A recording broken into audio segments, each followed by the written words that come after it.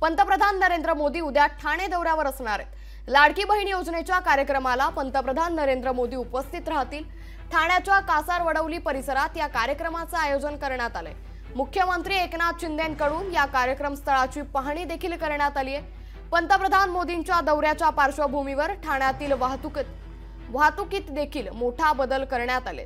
त्यामुळे मोठी बातमी, पंतप्रधान नरेंद्र मोदी उद्या ठाणे दौऱ्यावर असणारे लाडकी बहीण योजनेच्या कार्यक्रमाला पंतप्रधान नरेंद्र मोदी हे उपस्थित राहतील। तर मुख्यमंत्री एकनाथ शिंदे यांच्याकडून या कार्यक्रम स्थळाची पाहणी ही करण्यात आली आहे। त्यामुळे उद्या पंतप्रधान मोदी या कार्यक्रमात काय बोलणार याकडे आता पूर्ण देशाचं लक्ष लागलंय। ठाणे जिल्ह्यासाठी आणि ठाणेकरांसाठी हा कार्यक्रम जो 5 तारखेचा आदरणीय प्रधानमंत्री मोदी साहेबांचा होतोय,